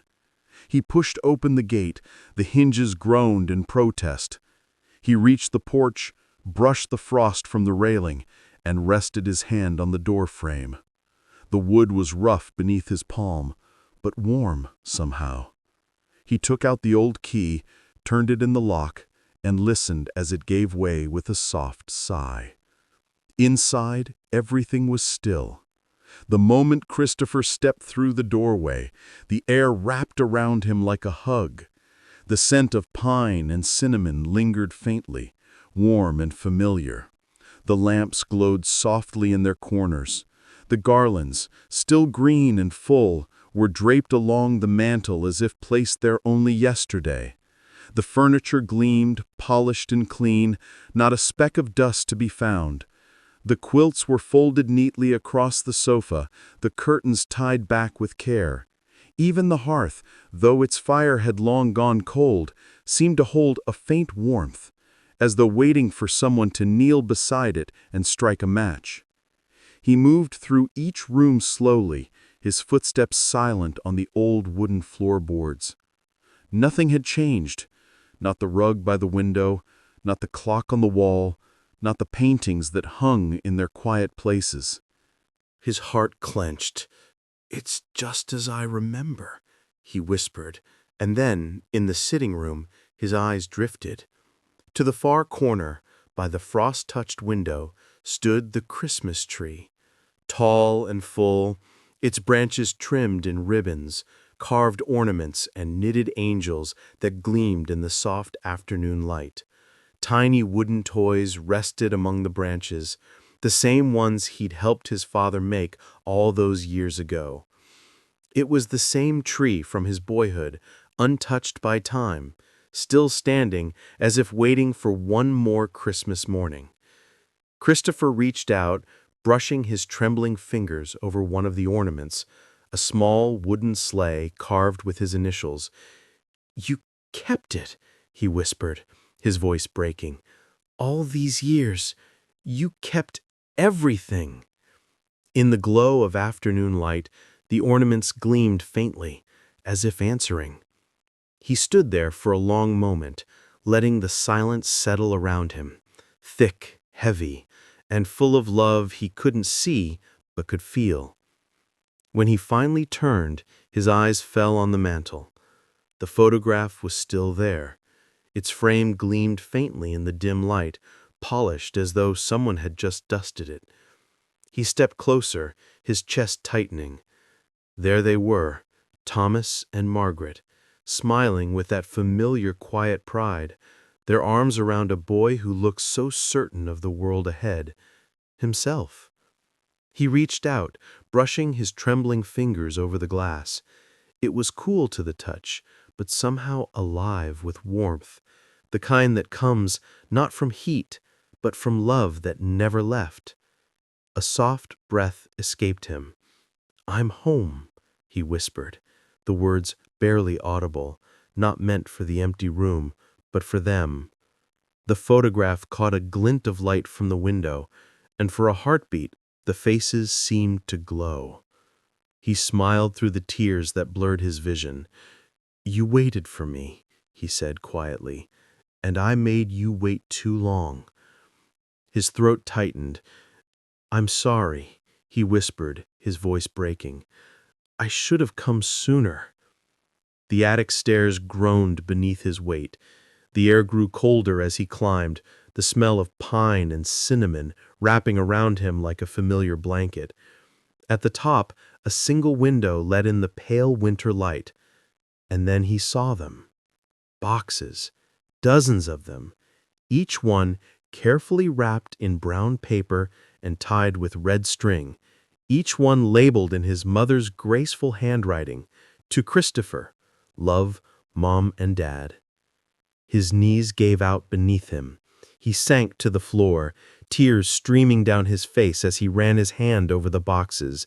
Years upon years of love, waiting patiently in silence. He opened one gently. Inside was a hand-knit sweater, folded neatly, still carrying the faint scent of lavender.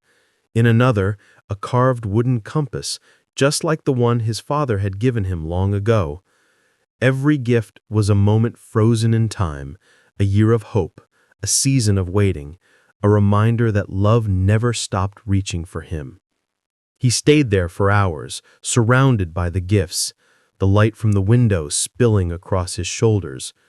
For the first time since he was a boy, he prayed. Not for success, not for forgiveness, but for grace.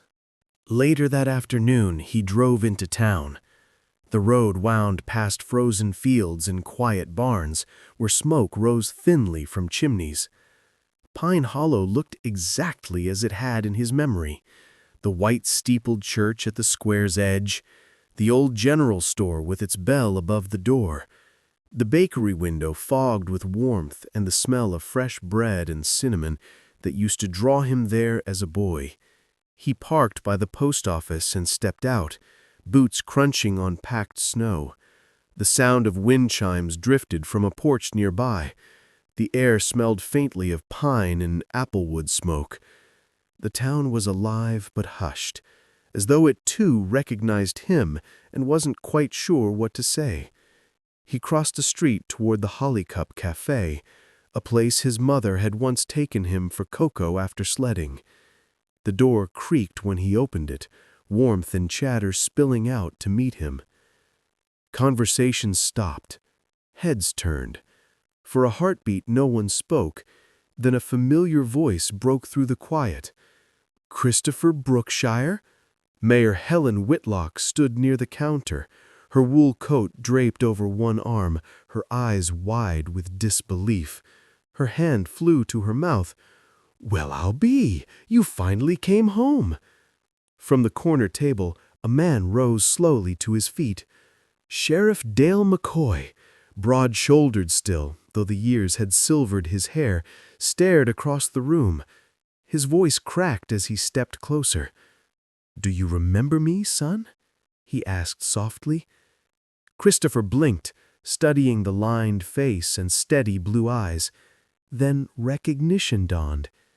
A flicker of a boyhood memory, of a strong hand lifting him after a fall, of laughter echoing on the hill behind the church. "Dale McCoy," he whispered, "you taught me how to fish in Miller's Pond." A smile broke through the sheriff's weathered features. "Aye, that's right." He motioned toward a table by the fire. "Sit, son." Helen moved quietly behind the counter and returned with a tray, setting steaming cups before them, rich hot chocolate, thick with cream and sprinkled with cinnamon. She said, "You look like you could use something warm." Dale eased himself into the chair across from Christopher. "Your daddy was my best friend, the big brother I never had. We grew up together, built half this town side by side. He taught me to carve before I learned to shoot. When he passed, I promised I'd keep an eye on that cottage for him." I took a breath, steadying himself, his gaze dropping briefly to his hands. "I'd go up there every winter, even after the storms. Never could let it fall to ruin. It wasn't just a house, you understand. It was him and your mama." Christopher's throat tightened. "I never knew he meant that much to everyone." Dale nodded.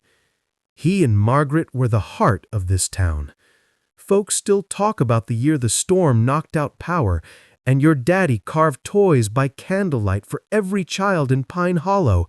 Said no child should wake to an empty Christmas." Helen smiled faintly through tears. They left behind more than anyone realized. The Brookshires owned 25,000 acres of land, all of Pine Hollow's forest and farmland.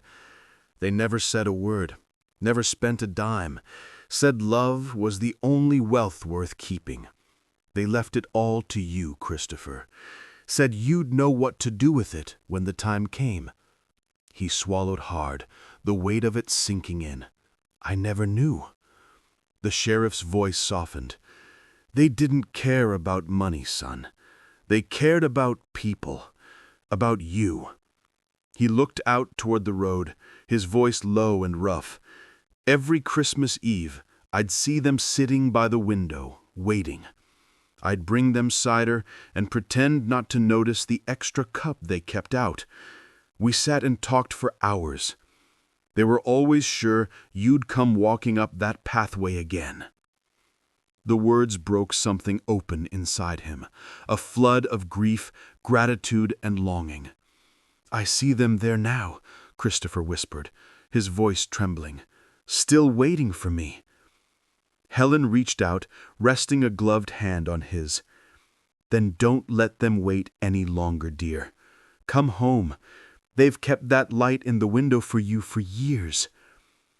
Outside, the church bell began to chime softly, echoing through the falling snow, a sound like memory calling him back to where love had never left.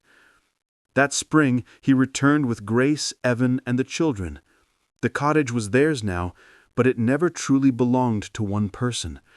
It belonged to the family, to the town, and to the townspeople. They worked side by side restoring it. Evan rebuilt the porch and repaired the beams in the cottage, working with meticulous care. Grace painted and wrote small notes on the inside of the walls before the plaster went up, quiet messages to the past. "We'll always remember you. We're home. We love you."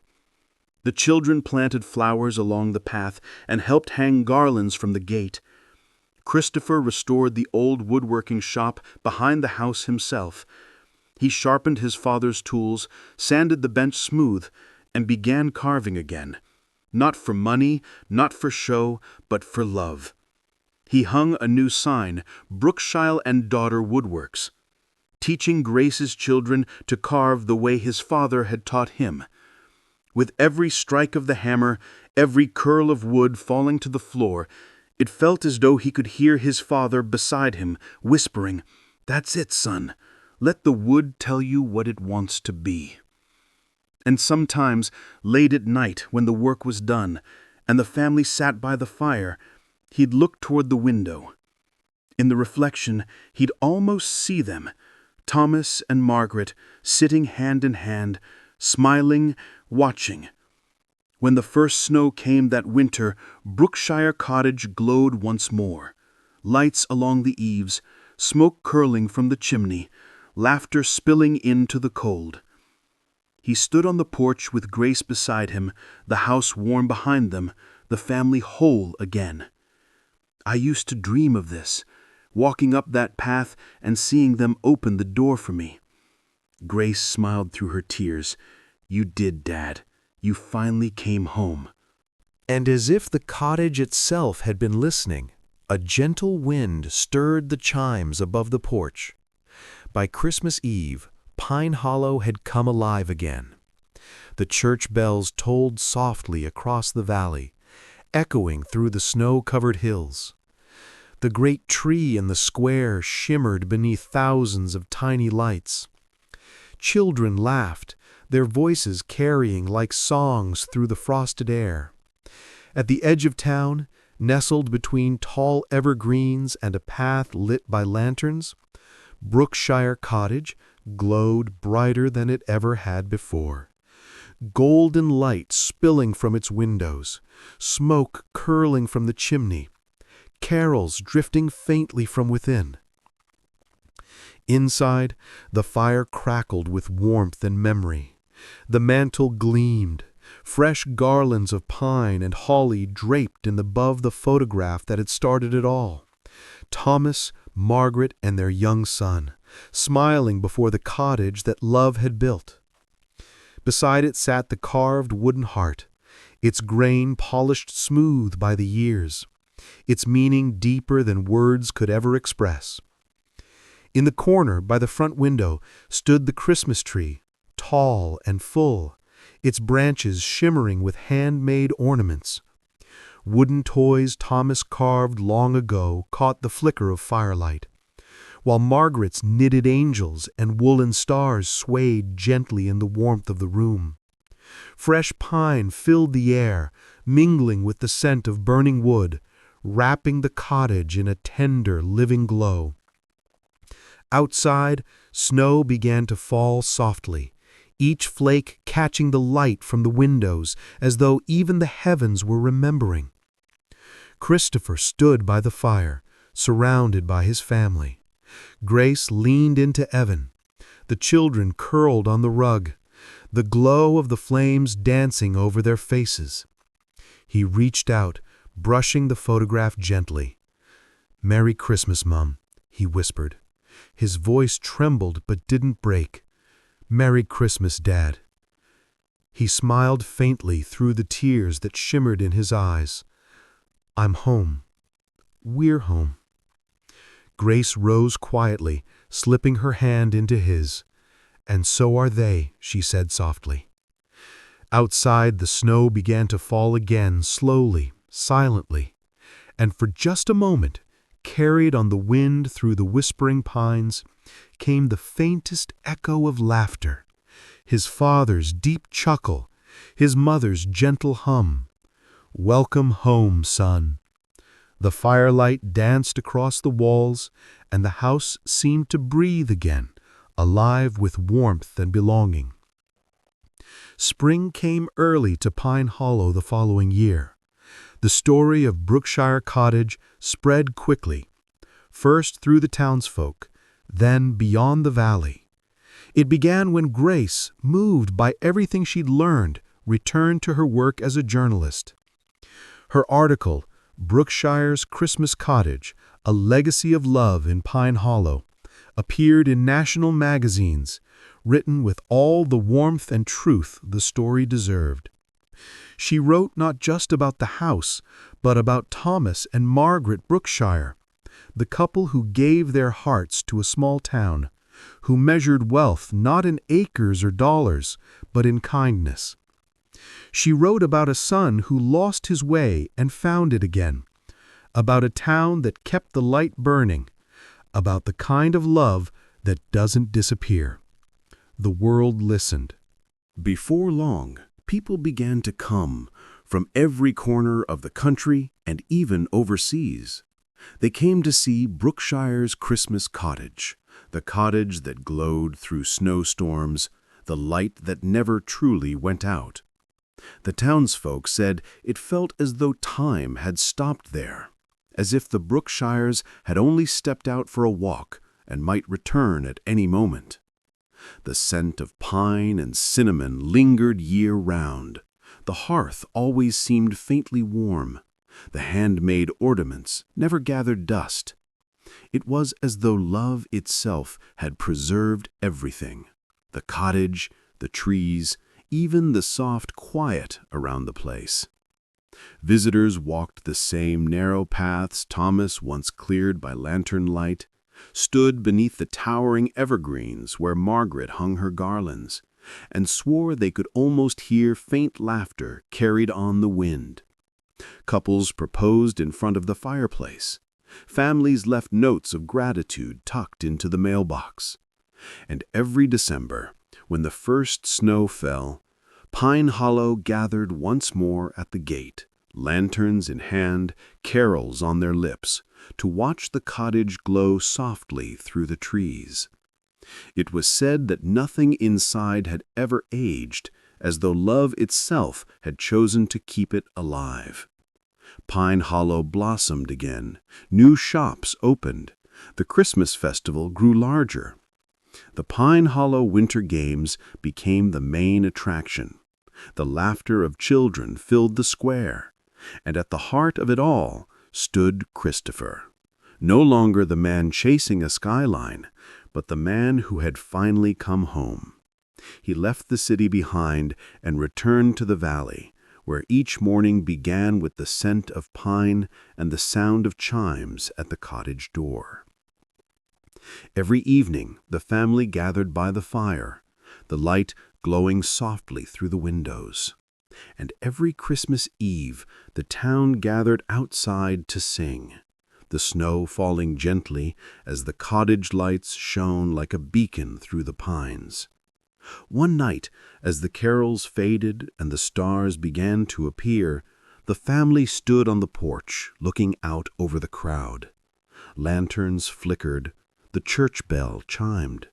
The whole valley felt wrapped in peace.